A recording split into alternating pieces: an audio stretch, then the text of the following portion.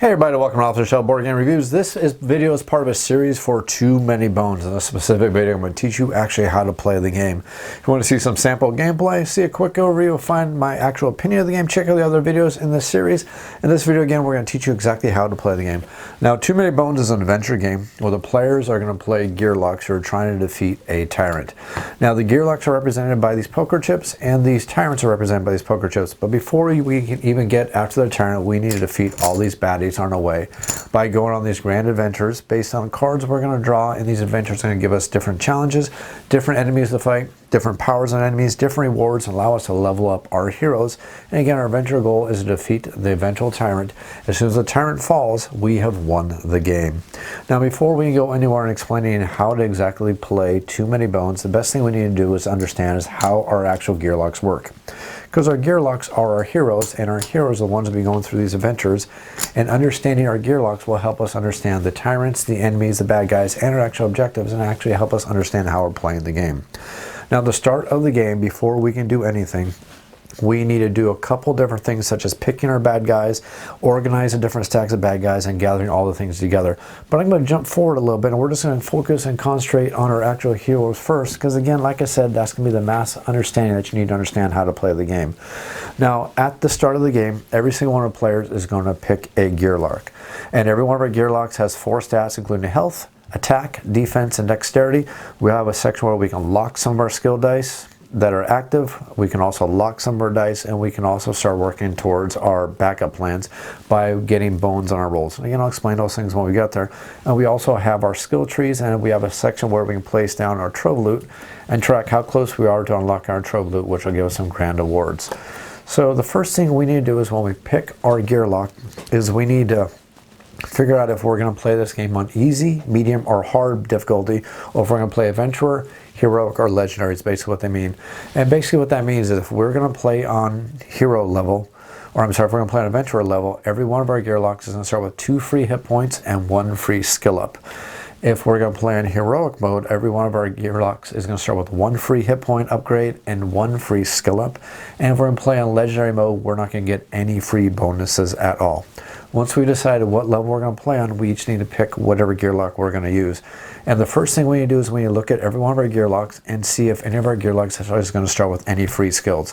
For example, Patches doesn't, but the way we find out if we have any free skills is look at somebody such as Tantrum, and all the way at the top, right underneath the name, there's going to be a skill with a circle on it.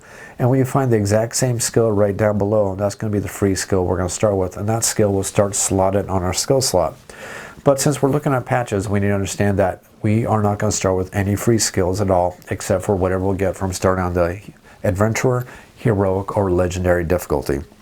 Now, every single one of our Gearlocs is going to have a certain amount of health, and that's going to be tracked with these hit point chips over here. And we're going to stack those underneath of our hero token. So we see that we start with 5 health. We're simply going to stack 5 chips underneath our hero. Now, every single one of our heroes, if we lose our last hit point, we're going to be knocked out, but we haven't lost the game yet. And even if all of our heroes are knocked out, we haven't lost the game until we reach the end game trigger, or for the lost end game trigger. But I'll cover that in just a little bit. Again, we're just talking about our heroes right now. But just understand that when we lose hit points, they are going to be slowly ticked off as we slowly take damage. Once we've lost our last hit point, our Gearloc is going to be knocked unconscious. Now, every single Gearloc is going to have 2 kinds of hit points. We're going to have our hit points, which is going to be underneath our Gearloc, and we're also going to have buff hit points. Now, understand that while they both keep our heroes alive, buff hit points are never hit points.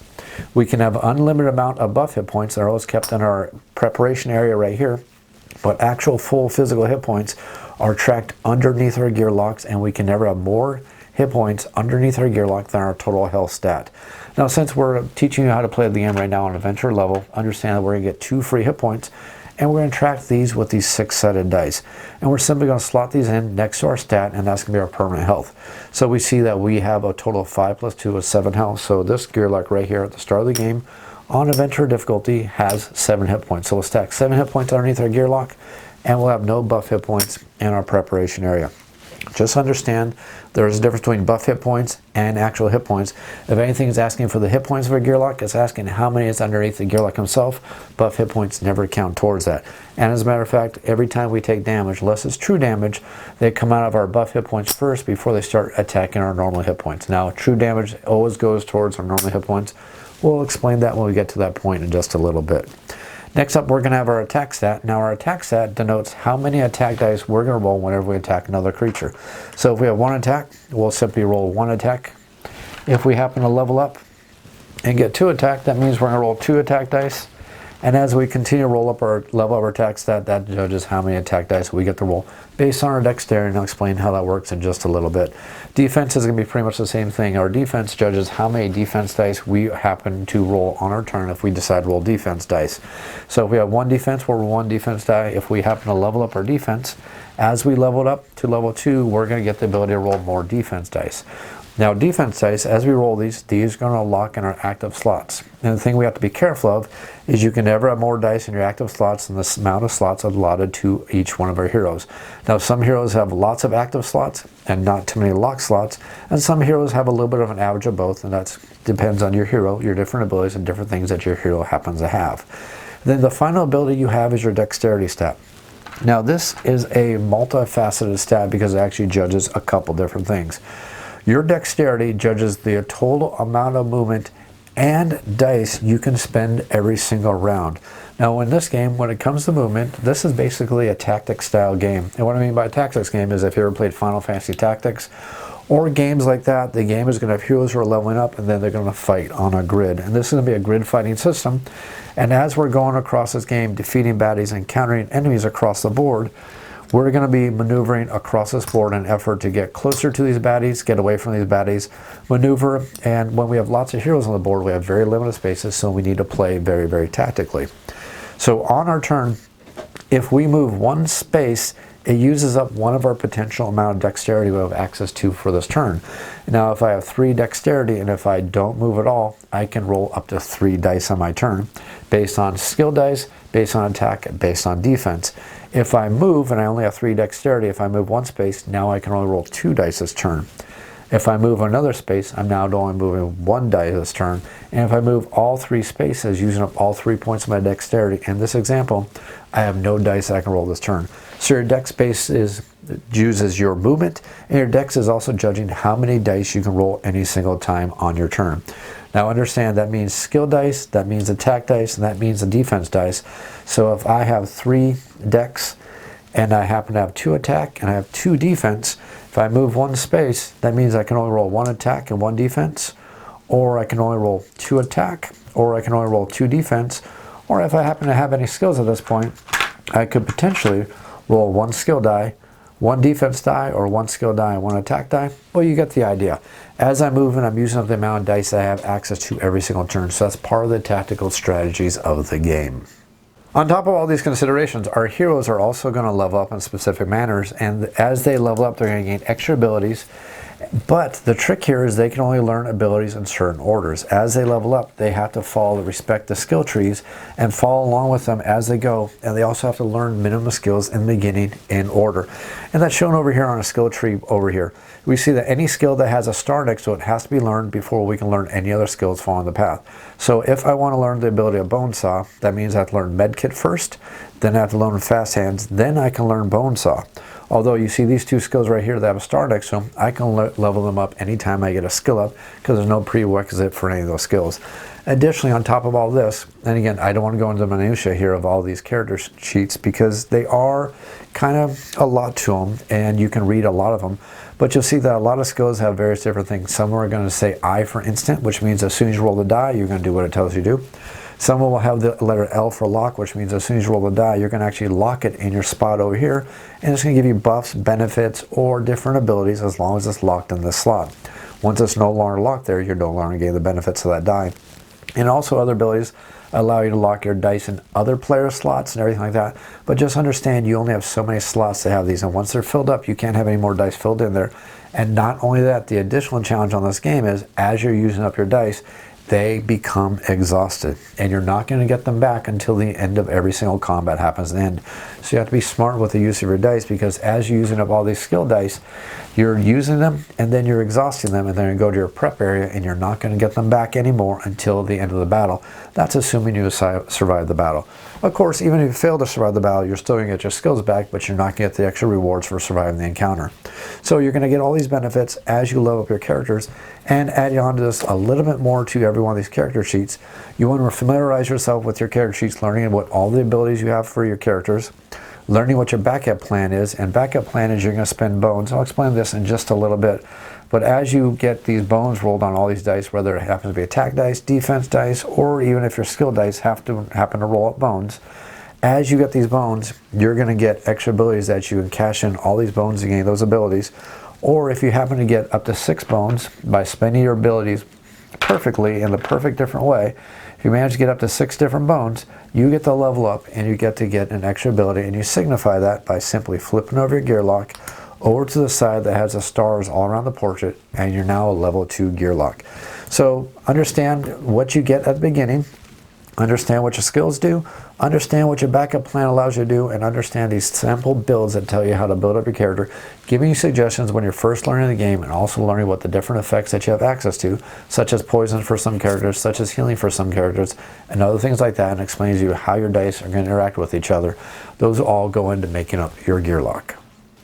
To play too many bones, the first thing you need to do is, as a group, or if you're playing alone, you need to figure out which tyrant you want to go against. For this example, we're going to go ahead and pick Nom, just because it's easy and it's the one you should go after when you're first learning how to play the game. He's the fastest playing, he's the easiest playing, he's one of the best tyrants when you're learning how to play the game. After you figure out your tyrant, what you want to do is you want to check out the combat side of your tyrant. This is going to list how many hit points this tyrant has. It's going to list their initiative that they start with. They're going to list any special powers, such as the ability to move diagonal in this example, or the ability to call in other troops if there has to be a skull or 2 skulls that allows them to call in other troops. It's going to tell you if this is a melee baddie by the cross swords, or it's going to have a bow and arrow showing that he is a ranged baddie. It's going to tell you what kind of creature he is. In this case, we're going to see that he happens to be a troll. It's also going to give you any special powers this baddie may have, and if you want to look up any of those powers, they'll be on your adventurer sheet, which goes over the ability of every single one of these powers. And also, while we're here, I might as well cover the fact that this adventurer sheet goes over the complete turn order for combat.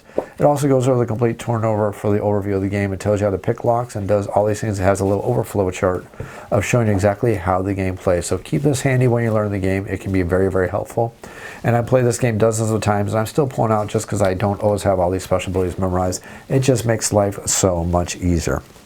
After that, you're going to see how many defense this creature will roll every single turn, how many attack dice it's going to roll every single turn, and it's also going to tell you if he happens to have a special die that comes with him.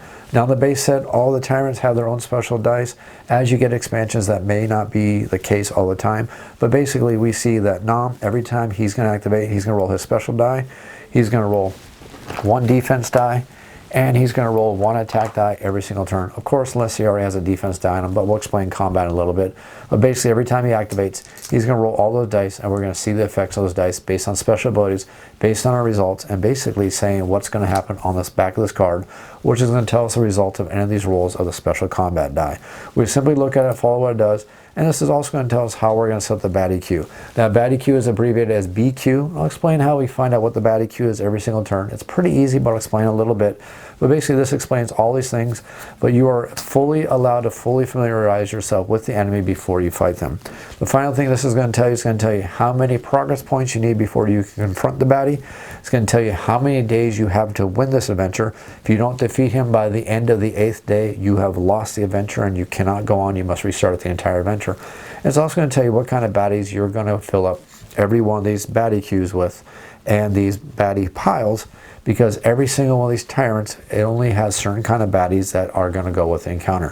For example, Nom comes with trolls, orcs, and drakes, and we can simply see that by looking at every one of these baddies. They're going to have the simple symbols on them, and we're going to make up the 1 point, the 5 point, and the 20 baddies using those symbols only. So we see that we have trolls, we have orcs, we have drakes. If they have any other symbol, like for example this one has that symbol, or if they happen to have another symbol such as a poison or anything like that, they're not going to be included in the adventure. You're simply going to take all the baddies that don't have the matching symbol and remove them completely from the game. Any tyrants you don't pick are also going to be removed from the game. You don't need to worry about them. All the Tyrant dice not affiliated with them, you're also going to remove. And any cards not affiliated with your Tyrant are also going to be removed from the game. After you familiarize yourself with all your components and made all the stacks for your different baddies based on level 1 or level 1 baddie points, level 5, level 20 baddie points, you're simply going to take your final Tyrant. You're going to take the day counter card and you can put all these components off to the side because you're not going to need them until you're ready to actually fight the Tyrant, and go ahead and go after them at this point. Next thing you're going to do is you're going to keep your day tracker. You're going to set it to the first day, and as you go advancing through days, you're simply going to advance this through the days. And of course, this is double-sided, goes all the way up to 30, but you don't need to worry about that when you're learning the game. Simply set it to the first day. That way you can track the days, and your day counter is also going to adjust your baddie queue. So it's very, very important you keep constant track of exactly how that is. If you don't advance it, you're going to cheat yourself, and you're going to make the game easier because the baddie queue is not going to be at the correct level.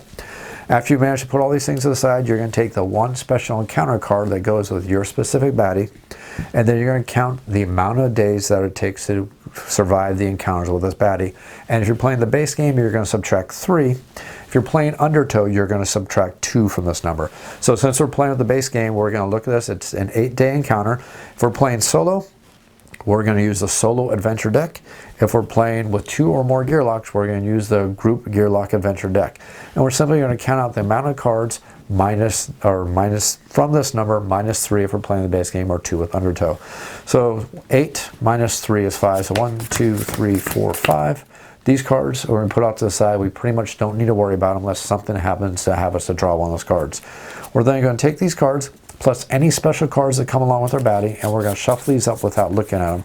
Now do note that there's a different bag for these Tyrant cards, so you want to make sure that you're looking up, looking away, or looking around, somehow making sure that you're not seeing exactly which is coming. And then you're going to take the encounter card, place it on top of your encounters without looking, and that's going to be your encounter. And then from there, you're going to take your 3 special set encounter cards, day 1, day 2, and day 3, and lay these on top. Now, of course, if you're playing Undertow, you're going to have 7 day 1 encounters and 7 day 2 encounters. You're going to shuffle them up and pick one of the ones and one of the day 2 cards, and you're going to simply lay those on top, and those are going to be the set encounters you're going to have. So that's one of the difference between Undertow, and that's the difference between the base game. It's just setting up your encounter deck. And if you happen to get expansions, you're going to get more of the day 1, day 2, and day 3 encounters. But in the base game of Too Many Bones, there's only one day 1, one day 2, and one day 3 card. They're used every single time you play the game until you start getting some expansions. After you've done that, you can simply set your encounter cards over here off to the side. You're done with your encounter cards. Now we get to move on with the next step. Next up, you need to shuffle your baddie queues, making sure you're only using the baddies that come with a different Tyrant that you happen to be fighting. And then you're going to shuffle your Trove Loot, and you're going to shuffle your regular loot. You can remove the solo cards from the game if you're not using them. Just put aside the 3 special encounter cards. Don't read them, don't spoil them for yourself. Just put them off to the side because some encounters may refer to those cards, and you might possibly add them into your adventure stack that you've already created. But the cards will tell you when you need to do that, so don't worry about it unless one of the cards specifically tells you to do so. And spoiler alert, one of the cards will give you the option to possibly do that right in the early parts of the game. After we've shuffled up all the decks and put everything off to the side and place them where we need them, we're now ready to move on to the next step. Each of our players must pick which Gearloc they want to play. They're going to take their Gearloc mat. They're going to take the starting dice for every one of our Gearlocs. We're going to take our Gearloc chip, make sure the star side is face down because we don't flip that over until we manage to level up. And then once every single one of our players has picked which Gearloc they want to play, we need to figure out if we want to play on adventurer level, heroic level, or if we want to play on the legendary level. If you want to play on the adventurer level, you're going to get 2 free health, and you're going to simply take one of your dice and mark it on your character sheet or your character pad right here, and then you're going to get 1 free skill up. You use that skill up on either one of your stats, or to go ahead and take a skill that you have available to yourself. Remember, you need to follow the path by taking skills that have the star first. If you want to take a skill that has a later one that requires you to get the early one, start planning right now. Start thinking how you want to level up your Gearloc right now. Also, make sure you take your Gearloc sheet that has the explanation of all your dice, all your abilities. Also on the back is going to give you some suggested ways to level up your hero. For example, with patches here, it tells you that a good way to start patches is to take a point of dex and then start working on some attack dice. And you also want to maybe start looking towards the medkit skill or some of the other abilities. Again, man, depending on how you want to build your hero, depending on what kind of a Gearloc you have in your party, and also depending on what kind of Tyrant you happen to be facing. Different Tyrants, different abilities, different party makeups are going to judge exactly how you want to be building your party. After we've figured out which skill we're going to take, whether it happens to be another stat or it happens to be a skill up, after we've done that, we're going to simply take any chips to get our total amount of hit points. So for example, Patches in this case, since we're playing on heroic level, starts with 7 hit points. So we'll simply grab 7 chips, and that's 7. We'll stick them underneath our Gearloc. Remember, make sure our Gearloc is face up with the non-star side showing, because we don't flip it over until we manage to level up our Gearloc. After we've done that, the only thing left to do is we need to pick a party leader who is going to break any ties in case players can't make a decision on one of the adventures. And if it's at a deadlock, the party leader is the one who's going to break any ties at all, and they make the final decisions on any of the paths of the adventure when those questions and conflicts do come up. Too Many Bones is played over rounds, and every single round represents one day of the adventure for our plucky little Gearlocs. And every single day is going to be broken down into 4 phases. At the beginning of every single day, we're going to advance the day counter. Of course, we're going to skip this on the very first day of the game because we're already on day 1, so make sure you're not advancing to day 2 and cheating yourself. You start every single game on day 1, and you're going to skip the advancing the turn counter on the very first day of your adventure. After that, we're going to go to the encounter phase, where we're going to simply take the top card of the encounter deck. We're going to read the front half, and then as a party, we're going to decide which reward or which path we want to go to on the back half of the card. Now, some of these cards are going to give us encounters, some of these cards are going to give us little tricks or dexterity challenges or something along those lines, but the vast majority of them are going to be battle choices, and they're going to give us possible skill ups for our entire party, possible loot for our entire party, or maybe they allow us to get trove loot, or maybe it's going to tell us we're going to get loot for only one special character, or it's going to give us various different rewards. If you want to find out what the different rewards are, they're listed over here on your Gearloc Adventuring Guide. It's going to tell you exactly what kind of encounter it is, what kind of progress points you're going to get out of it, and what kind of rewards you can get if you succeed in the encounter. Now, I must emphasize you must succeed in the encounter, because if your entire party is wiped out while you get to continue the adventure as long as you have days left, you're not going to get any rewards for the encounter. After you pick your choice, and if it leads to a battle, you're going to set the battle map. If it does lead to a battle, it might lead to a little dexterity challenge or some story-based stuff or something else. Afterwards, you're going to get the rewards based on whichever decision you picked, and plus you get some additional rewards that may be listed on the bottom of the card, and it may or may not give you some progress points towards completing. And remember, you need at least this amount of progress points before you can confront the Tyrant. Once you have this many progress points, instead of flipping over an encounter card, you can ignore flipping over the encounter card as long as you have enough progress points, and instead you can decide to fight the Tyrant in place of the encounter card. Simply flip the Tyrant over and treat this like your encounter for this day. If you beat the Tyrant, you win the game. Even if there's baddies left on the board, all you need to do is drop the Tyrant to win the game.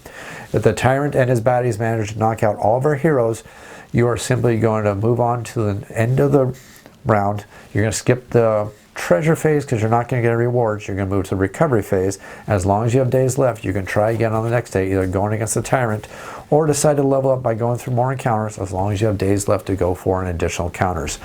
After we go through the encounter phase, assuming it's not the end game, we haven't won, and assuming we haven't defeated the baddie, we're going to move over to the rewards phase. During the rewards phase, that's exactly like I said, where we get the rewards. And after that, we're going to move to the recovery phase. During the recovery phase, we're going to get the chances to gain some hit points, open up some loot, explore the land, get some additional things going on, and we're going to end the day after that. After that, we're going to start the whole process all over again, and we're going to keep doing this again until we run out of days or until we manage to defeat the Tyrant. Like I said, most of the encounters though are going to lead to battles, because battles are pretty much the bread and butter of this game, and it's what the vast majority of this game is, because this is a tactic style game where you're trying to fight these battles on this mat, working together with your fellow Gearlocs in an effort to defeat these baddies. Now, every single battle is going to be based on a battle queue. Now, the battle queue is going to be varied depending on which kind of encounter cards you draw. Some of the encounter cards are going to tell you that your battle queue is just basically going to be your standard battle queue. And the way you figure out what your standard battle queue is you're going to take the current day you're on times the total amount of Gearlocs in the game. Not times the amount of players, but times the total amount of Gearlocs in the play. Because you can be playing this game solo with 2, 3, or even 4 Gearlocs if you're really a masochist. I wouldn't recommend doing it because, well, maybe it would be fun, but I personally wouldn't do it. But hey, it could be fun. My preferred method is to play with 2 Gearlocs. That's my preferred method. But you're going to take the amount of Gearlocs times the current day that you're going to be on. That's going to judge how many baddie points you happen to have. Some cards will then modify it though and give you additional challenges. For example, this one's going to tell you that your baddie queue happens to be typical baddie queue is equal to baddie points, which is your day times your Gearlocs, plus this one's going to add an additional 5 baddie points. So if this happened to be the very first card we had on day 1, yes, I know it can't happen, but let's just use that for example. We're on day 1 with 1 Gearloc. 1 times 1 is 1, so we'd have 1 baddie point. plus 5 would be a total of 6 baddie points. Once you have the total amount of baddie points for a baddie queue, you're going to start drawing baddies based on the highest number baddie that you can draw. So since we have 6 baddie queue points in this example, we would take a level 5 baddie and we'd take a level 1 baddie if this happened to be our battle queue. Let's say we've happened to go through a couple days of adventures and we're now on day 4 and we're playing a 2 Gearloc game. So we're day 4, 2 Gearlocs is going to be a total of 8 baddie points. And this happens to be our card right here. We're going to draw 2 times 4 is 8, plus 5 is going to be 13. So you're going to draw as many highest point Gearloc enemies as you can. So it'll be a total of 13. So it'll be 5, 10, plus we have 3 single level Gearlocs at this point. Now the good news is there can never be more than 4 baddies on the board at any time. The bad news is the other baddies will be waiting in the wings to come out there and go after our heroes, just waiting to come out there and pounce on them. So you want to be beating these baddies as quickly as possible, because the longer they're in the battle queue, the longer the rounds go on, and which I haven't mentioned yet, the longer the rounds go on, the more fatigue sets in, and fatigue starts hitting every single person. So once we figured out which kind of chips are going to be in this fight, we're simply going to stack these chips from the largest chip all the way down to the smallest chip. So that does mean if you have a level 20 baddie, they're going to go on top, and then the level 1s are going to go on the bottom. If you just happen to have a couple of 1s, they're going to stay in the order you drew them, or in this case, in this horrible masochistic card I happen to draw right here, with 13 baddie queue points, we're going to have 2 level 5s and 3 level 1s, and we're going to stack the level 5s on top, and the level 1s are going to go on the bottom, and then we're going to start adding these bad guys to the battle queue. The first thing we need to do is we're going to pick the top one. Remember, we're not going to change the order on these. It's going to be the order that they came in, and sometimes we'll know what they are. Most of the time we won't know what they are, so just get ready for some surprises. So we're going to flip over the first baddie, and we're going to look for 2 things. The first thing we want to do is see how many hit points this baddie happens to have. We're going to say this baddie has 5 hit points, so we're going to take 5 health chips right at the beginning, and we're going to place them right there. Now, since this is the first baddie we've drawn, he's going to go into the first baddie queue initiative stack. So we're going to take that on top of our 5 hit points that we happen to have, and then this baddie is going to be placed on top. Now we're going to see where he's going to be positioned on this board based on the fact if he's a melee baddie or if he's a ranged attacker. So since he is in the range or the number 1 slot, he's going to go in one of these 2 slots for number 1. He's going to go melee or ranged. Since he's a melee bad guy, he's going to go in the melee slot for number 1. And then we're going to look at his initiative as number 2, and we're going to set the initiative die to 2. We're not going to roll it, it's just going to be set to 2. The next baddie we're going to draw is going to go in lane number 2. So we'll take that baddie and we'll flip it over, and we'll see that this one also has 5 hit points. So we'll draw 5 hit points for this one.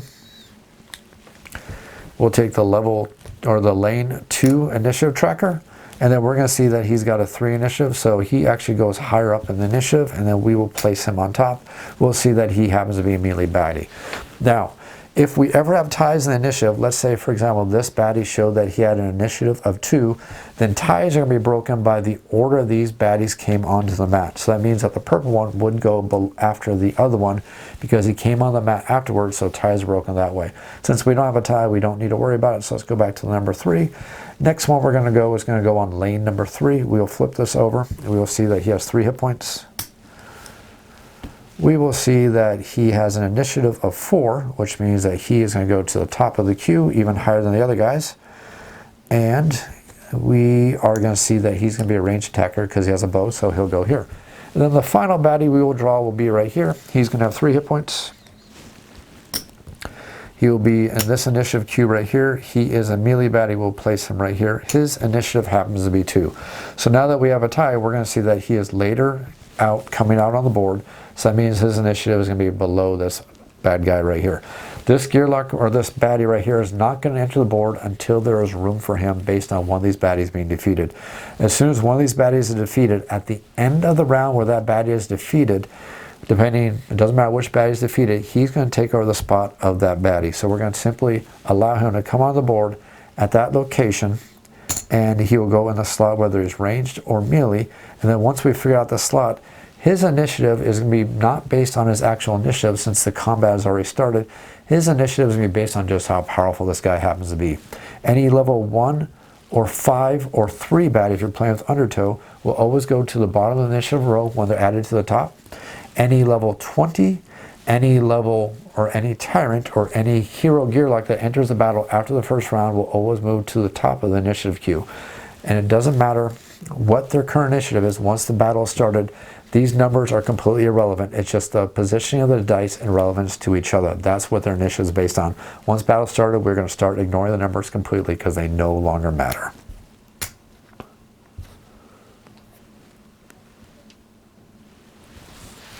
After all your baddies have come on the board, it's really a good time now to go ahead and summarize and go over all the special abilities of all your baddies and familiarize yourself with all their special abilities, because it's going to judge which one of these baddies you want to start taking out as quickly as possible, especially baddies that have poison, range attacks, hardy abilities, thick skin. All these different abilities are going to make these baddies have different kinds of challenges, and it's going to affect the strategy you want to use when you're going against these baddies. So every one of these baddies has a word on them that's going to give them a special ability, and if they happen to have that special ability, just find out what the ability happens to say down below.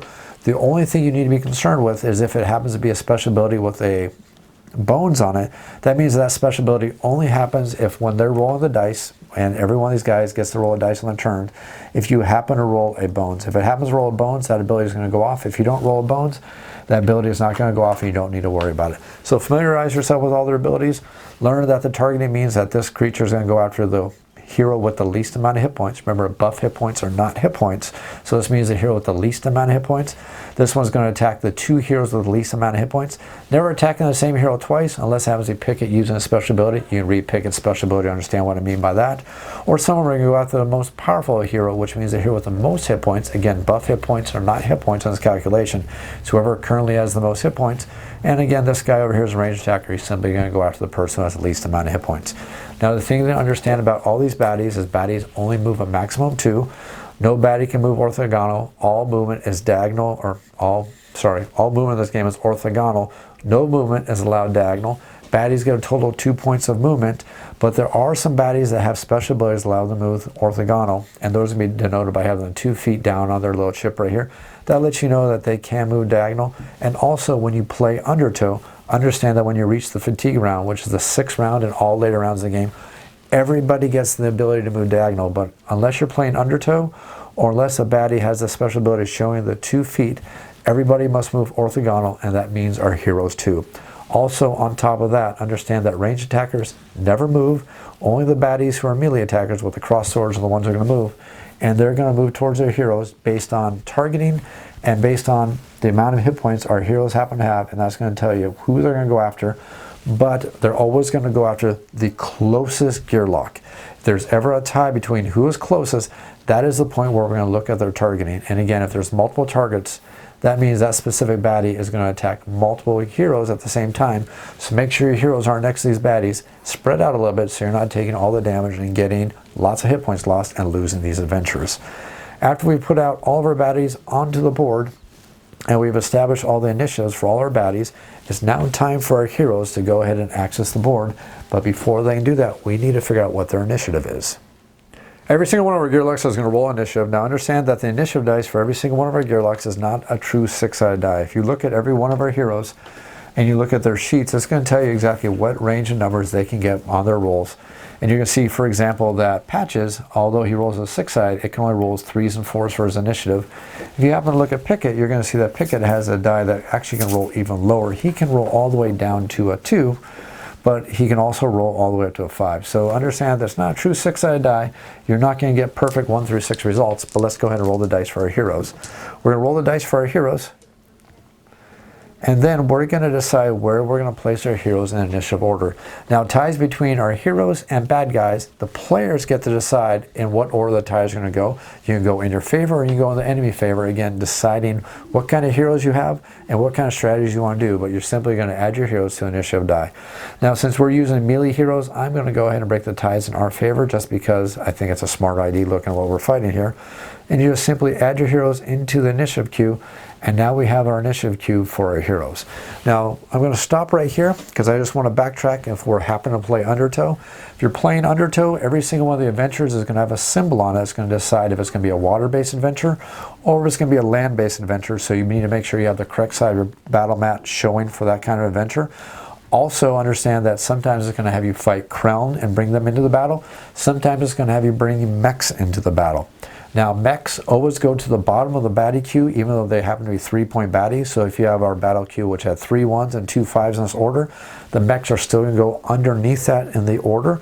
If we happen to have any crown in the battle, they're going to go to the top of the order. Even if we happen to have 20-point baddies in this fight, crown always go to the top, mechs always go to the bottom.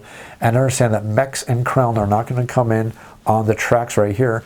You're simply going to roll a 6-sided die, which is going to judge exactly where that bad guy is going to come into. You're going to roll the die and they're going to take up that slot. So if I rolled a 4, they'd use the 4 slot. If I rolled a 1, they're going to take the 1 slot. Now the slot they rolled for is currently occupied by another baddie of the same type. They're just going to take the next higher number in order, and does wrap back down to number 1. So for example, if I have a baddie in slot number 6 for the crown, and I roll another 6 for the next crown that comes on the board, that means the next one is going to just bounce past the 6 to the 1. And if we happen to have 4 crown entering the board, and I have a crown in 2, 3, and 4, and if I happen to roll a 2, the next one is going to pass 2, 3, and 4 and go all the way to number 5. That's how the crown work. That's how the mechs work. Also understand that nobody is allowed to stay in a crown spot if they have to be knocked off the ship and they're in one of the crown starting areas. They have to spend their first movement moving out at a penalty of -1 to get back onto the land. to get back on the ship. If you happen to be dealing with the mechs, which happens to be a land fight, if you happen to be in one of the mech starting areas, you're not forced to move out, but if you're doing any moving, your first point of movement has to be out of their starting areas. So that does mean that if a ranged attacker gets knocked into one of the mech starting areas, they can stay there and keep plinking at your heroes, so make sure you're being ready for that and planning your strategies around that and understanding that. But mechs are free to move in and out of their own starting areas. Crown will only stay in their starting areas, which means they're in the water because they're water creatures and you're fighting them from the raft. And if for any reason a crown gets knocked onto the raft during a fight, the only thing it will do on its turn is start moving towards the closest water space. That's all it can do, and it will not attack. And as the crown activate on their turn, what they're going to do is they're going to see if there happens to be a Gearloc next to them on the start of their turn. If there is, they're going to attack them. If there's not a Gearloc next to them on the start of their turn, they're going to move up to the next land or the next space in the order, so like from 2 to 3, 3 to 4. And if there's a Gearloc there, they're going to attack. If there's not a Gearloc there, they're going to do damage to the ship. Each ship can only take 4 points of damage, and each space can only take 1 point of damage individually. So they can't keep hitting the same space, but once you need to put a 5th point of damage on the ship is going to sink, and our heroes have lost that days of journey, and they need to restart with the next day without getting any rewards. After we set up everything for our baddies, we are now ready to add our heroes onto the board, and now every one of our heroes is going to be a melee, a ranged, or a melee ranged hero. And you can tell what kind of hero they are because it's simply listed on the hero mat. For example, we see Patches is a melee. We also see that Picket is also melee. And then you have one such as Boomer, which is ranged. And that's going to judge which one of these rows they're going to start in. Notice that our heroes start in the gray rows, not the color rows. And that means that they can pick any location they want. And we're simply going to add them based on strategies, based on tactics, and based on what decisions we make as a party. All of our melee heroes have to start in the melee row. All of our ranged heroes need to start on the ranged row, and as a matter of fact, let's just pretend Picket was a ranged attacker. I can have him start back here, right behind this other hero. It doesn't matter, just as long as they happen to be in a ranged row. So those options we have. Once we've added our heroes on the board, we're now ready to start the battle with round number 1. And we're simply going to follow the initiative of everything going down, and we're going to keep doing this round after round, advancing the round counter. And as bad guys are removed, if there's any holding back in the baddie queue, they're going to keep getting added to the board. So we'll just simply take the top initiative. Remember, the numbers don't matter anymore once we start the battle. And we're going to take this initiative. He's going to activate based on whatever special abilities he has, what special rules he has, whether he's ranged or not. And then this guy is going to get to roll dice. Now, baddies always roll all their dice as long as they have a target. If they don't have a target, they are not going to roll attack dice. They're only going to roll defense dice. So, for example, if this guy happened to be all the way back here for some crazy reason, and it happens to be his turn to activate, he's going to move 2 spaces because every baddie can only move up to 2 spaces. He'll move 2 spaces, moving towards the closest Gearloc he can get, and then he's going to roll only 2 defense dice. Even though he normally gets 3 attack and 2 defense, the fact that he doesn't have a target means he cannot roll attack dice. You have to have a target to roll attack dice. You cannot roll attack dice unless you have a target. So if he starts his round here at this spot right here, after looking at his special abilities and doing what they do, he's going to move towards the nearest Gearloc. And now since he has a target, he can roll 3 attack and his 2 defense dice, and he's going to pick the hero who has the most hit points. Now in this case, since both of our heroes have to be tied in their hit points, We as a party get to decide which one he's going to attack. And in most cases, it would be Picket, because Picket has a special ability that allows them to start each battle with a whole bunch of defense dice, which I would have rolled for normally. But again, read their special abilities all on the back of every one of our heroes. So now we have our bad guy right here who's going to activate. And he's going to roll all the dice he'd have, and we're simply going to roll the dice, and we're going to apply these to whoever the target is that they've decided to attack. Every monster is going to pick a target. They're going to move towards that target if they're not in range, and then they're going to attack that target. So in this case, we're going to get 3 attack. So he would take 2 points damage. It comes out of our shields first. So that cancels 2 of the points of damage. We're still going to lose 1 hit point. It's going to be removed. And then this baddie is going to have 3 points of defense put up on him at this point. We're going to keep these dice on top of him to remind us of the fact that he's got defense on him. And as long as he has 2 dice here, he's not going to roll any more defense dice, because monsters can never roll more defense than the total amount of defense they have, and that also goes for our Gearlocs. So as dice get locked up, defense dice stay locked up. Attack dice don't stay locked up, even if they go onto our bones and everything like that. So it's smart as you're playing the game, if you only do 1 point of damage to this baddie, take this one down by 1 point, because if you decide to instead take this one down to 0, when he activates again, he's going to roll that defense again, and there's a chance he's going to get 2, which means you just made him stronger. So make sure you're fighting smartly, applying damage smartly, and make sure you're going after these baddies properly in an effort to use every trick and every tactic you can to make sure you're winning every one of these battles. After the baddies get their turn to attack, it's going to be continuing to go up the initiative row until we get to our heroes. On our hero's turn, they're going to get to do as many actions as they can based on their dexterity. Their dexterity is going to be used to affect their movement and the total amount of dice they can roll on their turn. And the maximum amount of attack dice and the maximum amount of defense dice they can roll is also based on their stat. So Patches, in this example, can roll a maximum of 1 attack die. He can roll a maximum of 1 defense die, and he only has a total of 2 dexterity. So if I wanted to roll this die, and if I happen to want to move 1 space, that's going to take up 2 points of dexterity. I don't even get to roll these dice at all. That's not an option, because I only have a total of 2 dexterity. So dexterity is very important. Also, your positioning is very important in this game. So if I happen to be at this spot right here, and I don't spend any points of movement, I can now roll 1 attack and 1 defense, or I can roll 1 heal and attack, or I can roll 1 defense and a heal. Or as I continue to level up and get more of these skills, all these skills are going to give me options, which means it shows you that dexterity can be extremely important to our heroes as they level up. The higher our dexterity gets, the more we can use our abilities of our movement, and the more dice we can roll on every single turn. As our dexterity gets really super high, we get the ability to roll lots of attack, roll lots of defense, and still have options for other things we can do in our turn. So if I happen to have 5 dexterity, I can roll a total of 5 dice and or movement on my turn. So I could roll 3 attack dice. I can roll 2 defense dice in this example, or I can put one of these attack dice away and pull out a heal, because I have a total of 5 dice I can use for my hero on my turn. After we've figured out which dice we want to roll, we're going to pick our target. Once we pick our target, that is the one we're going to apply dice to that say they require a target. Any dice that say they don't require a target, we don't have to use on a specific target, which can be very important, especially for characters that have range attacks that don't force you to call out a target. One of them that comes to mind is Duster and his throwing dagger, where you can pick a target, use all your attack dice on the target, and then use a throwing dagger on something that is not your target. So remember that all these dice that are going to be used are going to be used against your target unless they specifically don't call for a target. Then they can be used on anything on the board. Again, follow the rules of whatever special ability you have me looking up. After you've selected all the dice you want to roll in a turn, and again, you don't have to roll all these dice. If you have really high dexterity and you have lots of skills you're not ready to use yet, or for some reason you don't want to roll all the dice, you're not required to roll all the dice. But after you've figured out all the dice you want to roll and you've picked your target, you're simply going to roll all your dice. So this is my target right here. Actually, has a bad decision. I'm going to go after the guy with thick skin right here, and I'm going to roll my dice. After I've rolled all my dice, I don't have to take the results unless I happen to be rolling a die that has a special symbol on it that says you have to use this result if this result comes up.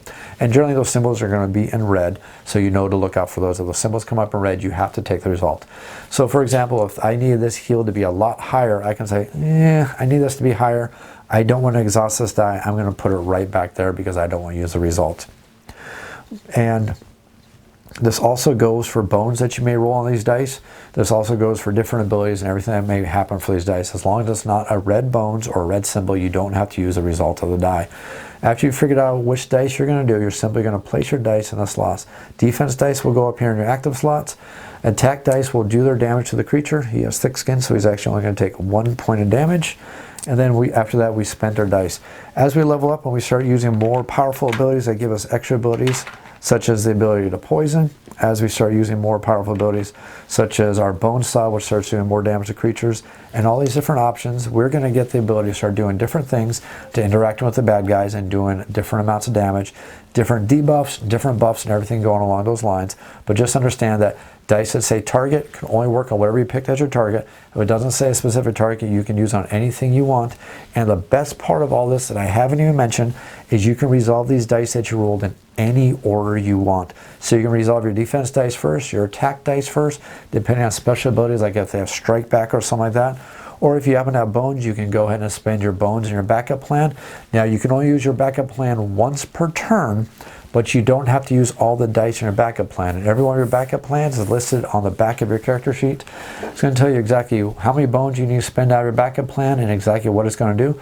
Do know though that if you manage to get a 6 bone into your backup plan, now remember your backup plan only holds 5, but if you ever get the chance to add a 6 bone into your backup plan, your hero is going to level up over to level number 2.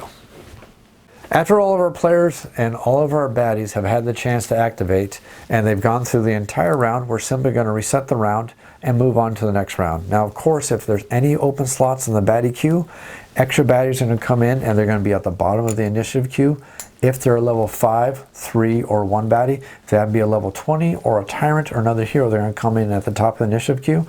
And now there are some cards which will force our Gearlocs to come in during later rounds.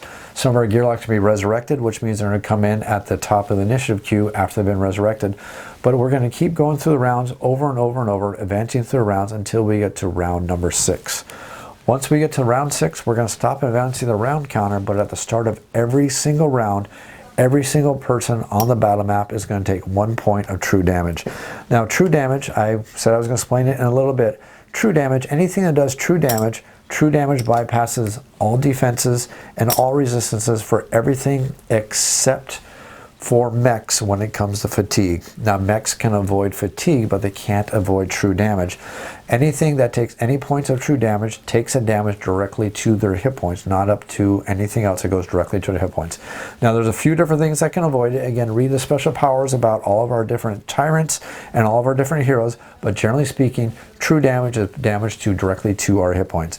And at the start of every single round from round 6 and on, as long as anybody's left on the battle board, they're going to continue to take 1 single point of damage every single round.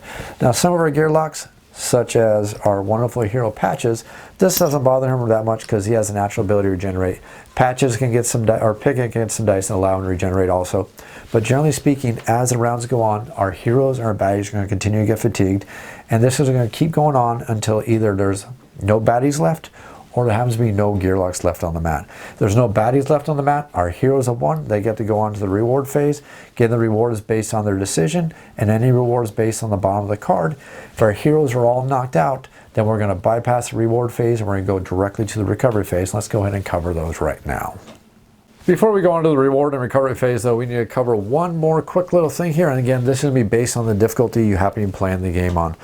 Generally speaking, anytime a Gearloc is defeated, any dice that happens to be in their active slot, in their lock slot, or in their backup plan, those are all going to be removed from those slots that they have to be knocked out. Now, if a Gearloc is happening to play on the adventure level, any dice in their lock slot, they can leave in that slot. That's kind of a bonus that you get for playing on the adventure level. It's kind of a helping hand. Again, you get those extra hit points, you get that free skill up at the start of the game. So those things that make it a little bit easier. But as long as you're playing on hero or legendary level, anytime a Gearloc is completely knocked out, that means they've lost their last hit point and their disc returns to the recovery spot right here. They're going to remove all their dice in active, all their backup plans, and all their locked dice. Also, anytime a battle is completed, any dice in the active or in the backup plan are also going to be removed from every one of our Gearlocs, which means that if you want to level up, you need to get 6 bones in one single battle. You can't carry over these bones from battle to battle. The only thing you can carry over is if you survive, you can carry over any dice you have in your lock slot. Now you don't have to do that, but that is an option you can do. And there's various different reasons why you may not want to do that all the time, specifically since we only have so many slots in our lock slots. Also knowing that sometimes we don't always get the roll that we want in our lock slot, so sometimes we can change those things up and modify them as we're playing the game. But basically speaking, when a battle is over, we got to do a little bit of cleanup. First thing we need to do is we need to clear up the initiative row. We need to reset the round tile to number 1. All of our heroes are going to return to their mats with the amount of hit points left over they had at the end of this fight. We're not going to get automatic free heal ups. We're going to have to actually do that during the recovery phase. Any dice that were exhausted are going to be returning to their skill slots, unless we left them in their lock slot, because that is an option that we happen to do. Any baddies that are defeated are going to go into the defeated baddie pile. They're not going to be cycling back in until we happen to go through all of the baddies. And once we manage to go through all the baddies, then we're going to cycle back in defeated baddies. So that kind of guarantees we're going to at least go through all these baddies during all these fights. After we've done all this cleanup, clean up the battle mats, we've returned all our heroes, cleaned up our exhausted dice, and decided if we're going to keep our locked dice or if we're defeated, lost everything we had.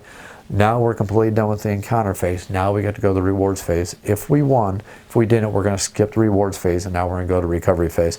But let's go ahead and pretend that we won that last fight where we were completely outnumbered. There was no chance we were ever going to win it anyways. But hey, this is a tutorial video. I can cheat and do stuff like that. So during the rewards phase, every single one of our players is going to look at the rewards that they get based on the adventure card we just went through. And now again, you only pick the rewards based on the adventure outcome that you picked, whichever path you went on. And every one of those rewards are going to be listed on your adventure sheet, which is going to tell you exactly what all these awards happen to mean. You simply look at the sheet and it tells you what all these different things mean. It tells you what you're going to draw, what you're going to draw from, and what stacks you're going to draw from, whether it happens to be trove loot or regular loot, and it's going to tell you all those things.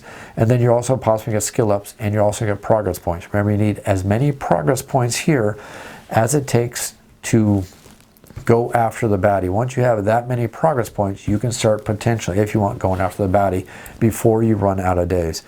After we've decided to get all rewards for an adventure and we've gotten everything we want from our loots and our trove loots, if that happens to be our rewards, now we get to go to the recovery phase. Now the recovery phase is going to be broken up into a couple different segments, and during these segments our players are all going to do some actions, and then we're all going to get a chance to do one action from a choice of a couple different actions. Before we go into the recovery phase, let's take a few moments to explain actually how training points work, because it's really important, and it's actually, your training points are going to be spent during the reward phase anyways. So let's go and discuss exactly how these work, because it's pretty darn quick and it fits in right here anyways. So every time you get training points, and sometimes you're going to get multiple training points, but every time you get training points, you're going to spend them to go ahead and level up your Gearloc. Now training points can be used to level up any one of your stats, or training points can be used to gain any single one of the skills available to you. Now remember, sometimes some of these skills you have to buy in a specific order, and usually the skills with a star are the one you have to buy first in that specific tree. And if there's any skills that happen to show a path that don't have any stars, that means you can't buy those skills yet until you buy the earlier skills in that path. So for example, if I want to get the med pack skill right here, you see there's no star right here, so I'm going to back up, no star right here. I'm going to back up all the way here and see if there's a star here. So it takes the med kit to get the med pack. So if I want to get the med pack, I need to learn fast hands first, then I can get the med pack, then I can go all the way up to the zap pack. So before I get all those, I need to get those in that specific order. And it goes through all your skill trees, and these arrows are going to basically point in the directions you can go. The only caveat to that is any skill that happens to be listed in yellow, those aren't actually skills that you actually learn. Those are resources that you can find as you're playing the game. And there's a couple different ways you're going to find these resources. Sometimes you're going to have skills that allow you to roll dice. That's going to give you the ability to get these resources. But the majority of the time, the easiest way you're going to get these is by drawing loots of fortunate discoveries. Anytime you draw a loot card that's a fortunate discovery, you can discard this and take one of these yellow dice, and they don't have stars generally. So you can pick whichever one you want, and you're going to fill it up, and it's going to be something you're going to roll, and you're going to track a resource. Not all of them work like that, but generally speaking, that's how it's going to work. So for example, if I got the fortune discovery and I'd roll this die right here, I'd see I get 3 charges of the poison. I'm going to stick it right there, and I'm just going to simply keep tracking it by marking this down. As it goes away, once it goes away, I'm going to remove it, and the only way I can get that die again is by getting another fortune discovery. So that's what's nice about the fortune discoveries. But again, that's not the only way you can get these yellow skill dice, but that's going to be generally the most often way you're going to get them. So the other thing to understand about leveling up your skills and your abilities with training points is you always succeed at leveling up a skill you always succeed at leveling up your health. You always succeed at leveling up your dex. Your attack stat and your defense stat, you have to roll to see if you succeed in leveling that up correctly. And even if you fail, it's okay. You don't lose a training point. You just can't level up that stat specifically. So let's say, for example, Patches happen to gain 1 training point because we just completed this adventure. And we also say we also got our Trove Loot, because I'm going to explain Trove Loots in just a little bit here anyway, so let's go and pull that out just here in a second. And then we see that we're going to get 1 training point. So we decide that we want to raise our attack stat. So we're going to roll as many attack dice as our current attack stat. So that means that as this goes up, it's going to be much more challenging to raise our attack stat. And what we're going to do is we're going to roll our attack, and as long as we don't get any of these dice showing bones, we will successfully spend that training point and level up that stat. Now let's say we happen to roll a bones. That means we're going to fail in raising our attack stat. Well, we can't raise our attack stat. We can now decide to raise health, dex, defense, or gain a skill. If we decide to raise our health or our dex, we're simply going to raise those up by 1, or we're simply going to take the skill and add it to our skill board. If we decide that we want to instead try to raise our defense with a training point, we're going to total our current defense, including stat raises, and we're going to roll that many defense dice. Again, if we don't roll a single bones, we're simply going to raise that skill up by 1, and it's going to go up to the next level. We successfully spent that training point. But if we happen to roll our dice, again, we're going to roll defense dice to raise defense. If we roll that, and if we get at least 1 bone, we can take all the dice that show a bone and roll them again. If they roll a bone again, we failed at raising defense. We need to pick another stat to raise up. And we've already tried for attack with the skill up. We can't do skill up with attack. If we haven't failed at attack, we can now try attack next if that's what we want to do. But if we get bones on the second roll also, we have failed. But if on the second reroll we don't get any bones, that means we've succeeded, and then we can spend that training point to go ahead and raise our defense. So, health, dex, and skills, always succeed. Attack, there's a chance we can fail. Defense, there's a chance we can fail. We need to make sure we roll the dice. Roll defense dice, roll defense, raise your defense. Roll attack dice, raise your attack, and that's how we go ahead and spend those training points. Now that we've done all that, let's go ahead and officially move over to the recovery phase. Finally, we have the recovery phase. For the recovery phase, this is the fun part, and this happens every single round. During the recovery phase, the very first thing that's going to happen is our Gearlocs can take any loot that they happen to have, and they can trade it amongst each other. Now, the cool thing is, every single Gearloc can carry up to a total of 4 pieces of loot, unless a piece of loot happens to be heavy. If it happens to be heavy, it counts for 3 of our 4 slots of loot. So if you have 1 heavy item, understand that means you only carry 1 other loot, whether it happens to be Trove Loot or regular loot. Now, what's the difference between Trove Loot and regular loot? Well, that's like the difference between a rock and a 44 caliber. The Trove Loot is always a heck of a lot better, much more powerful, but the problem is we need to unlock them and gain access to those cool things. Now, the interesting thing about trading loot is you don't have to do it, but you're free to trade as much loot as you want, as long as when you're done trading loot, you respect the limits, so nobody can have more than 4 pieces of loot, or if it happens to be heavy loot, nobody can have more than 1 heavy loot, plus 1 regular loot. After we take care of our loots, next thing we're going to do is we're going to attempt to do some lock picking. Now, to attempt to do lock picking, you're going to do this on Trove Loot, and this is going to require to use the lock picking dice. Now, there's 4 dice for lock picking, and there's going to be 3 dice that have a number between 1 and 3 and a letter. The letters represent levers, trip, and force, and those are all represented on the dice. And then there's going to be this die, which is going to be a little bit of randomizer, a little bit of booster. I shouldn't say randomizer, but it's a random booster for us that can help us succeed at picking these locks. Now, every one of these locks we need to pick in order, so we can't go after force until we successfully get trip, and we can't go after trip until we successfully get lever. And the way this is going to work is you're going to take all 3 of the lock picking dice plus the randomizer dice, and you're going to roll them, and you're going to be looking for at least 1, in this case, point of lever. As we get into tougher loots, we're going to see that someone may have 5 points of lever. Someone may be really, really super simple. Someone may go all the way up to 6 points of lever that you may require, but basically you need to get through this to get up to the next level. So the way this works is you're going to look at the dice you roll, and you're looking for a total amount to get past the first part. Now, if your first roll is not that great, you have the option of re-rolling your first roll and trying for something better, and this is definitely not better in this case. Either way, I completely failed. But let's just say we were going after this Trove Loot right here, and I'm going to fudge the dice just a little bit, and we're going to use our bonus die here, everything like that. So the amount of results in these bonus dice is listed in your Gearloc Adventure Guide. It's going to show you reroll, switch a loot, or add a bonus of +1. But basically the way this is going to look, so for this first one, I need 5 points of a lever. So I need to get 5 in L. So if I had 2L and then I had a 3L, where's the 3L? I know there's a 3L around here somewhere. If I had a 3L like this, that'd be a total of 5. I can use these 2 dice right here to unlock the first part of this, and we're going to signify that by tracking over here on a Gearloc sheet. We're going to move this up as we're getting through these locks, and as we unlock the last one, we're going to simply flip it over. We're not allowed to look at that trove loot until we reveal exactly what happens to be inside it. So if I happen to get 5, I've gone through the first part. These dice are removed. I cannot roll them anymore this day at all. Now I am left with this die plus this randomizer die to go after the trip part. So I'm going to roll this, and then I'm going to get this. Now I actually succeed, which is kind of cool, because this allows me to turn this, keep this number, but turn this result into anything I want it to be. So I make this a 3T, which allows me to get to the second level of this trap. Now that I'm out of dice, I can't roll anymore at all for this trove loop, for this adventurer, but the rest of my party can also help me unlock this trap, because everybody can work on one trove loot every single day, whether it happens to be their own trove loot or work on another party member's trove loot. And again, you get to roll these dice, and if I got through 2 levels on Picket, it's now Patch's turn to go after the final one that requires 3 force. And again, since Picket or Patches are just starting their attempts right now, I get access to all the dice. I'm going to roll them all, and all I need is 3 force, and I got it right there without even trying. I reveal the loot, and it's going to go to the person who owns it, and since this happened to be Picket's loot, they would get the shock. What is that again? That is the shock inducer. Oh, that's actually a fun one too. So they'd gain the shock inducer, and that'd be listed on their character sheet. And then we're done picking locks, and that's exactly how we go against the trove loots. And now that each one of our players have gone through normal loot exchanging and trove loot, now every single one of our Gearlocs gets to make one decision among a couple different decisions, and all of us get to make our own choice. What one person chooses is not be influencing the other Gearloc, because we all get to make the choices we want to do.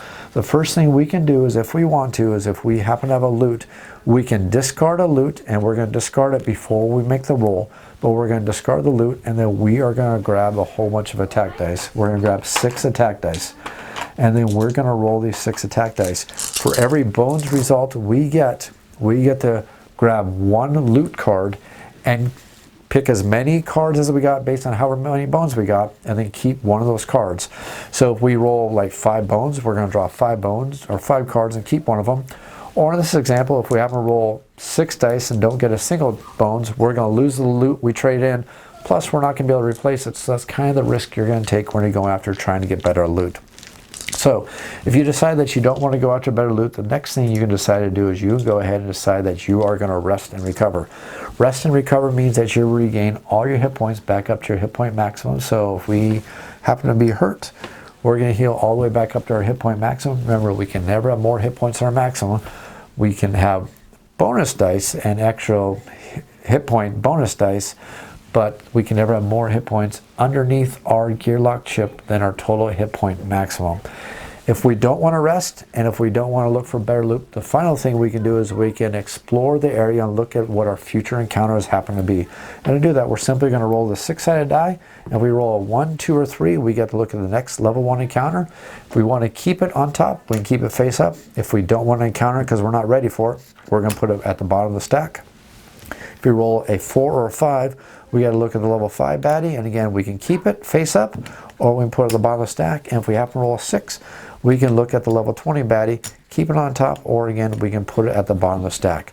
Now the cool thing is, if I roll a 6, I can actually look at the 20, the 5, or the 1. If I roll a 4 or a 5, I can look at the 5 or the 1. If I roll a 1, 2, or 3, I only get to look at the 1. And that's how we scout the area, and that's how we're going to do the recovery phase.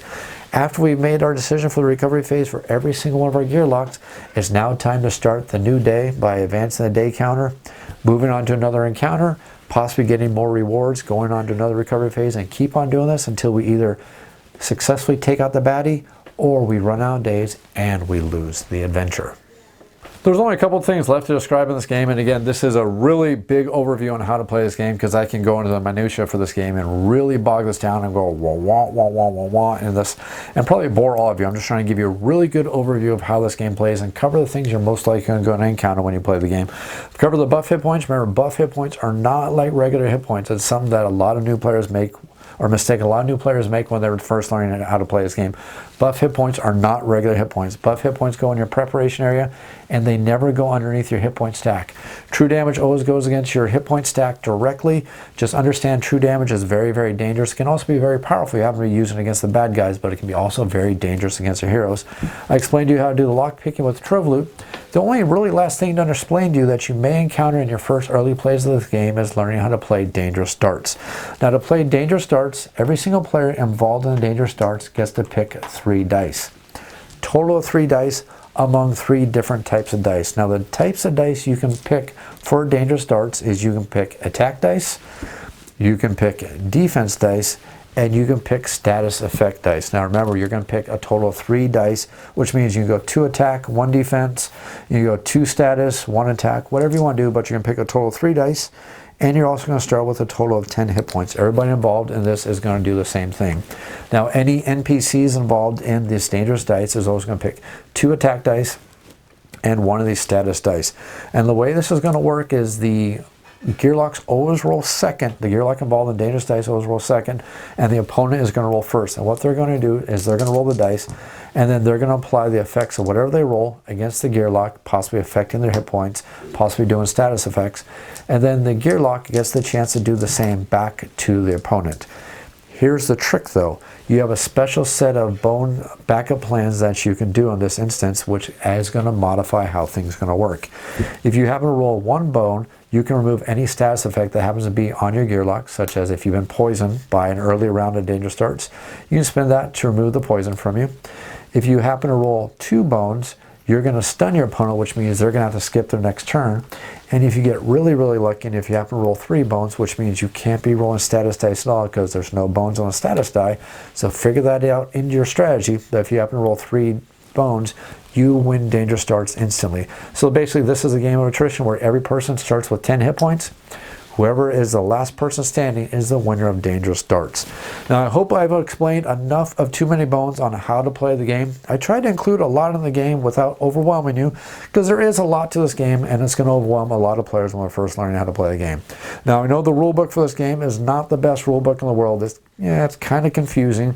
And one thing about this game, and I don't cover this in the review because I'm hoping you're watching my tutorial video, which is going to get rid of this problem, but this game does have a tendency to use a lot of abbreviations, and the rulebook doesn't have the best organization in my opinion.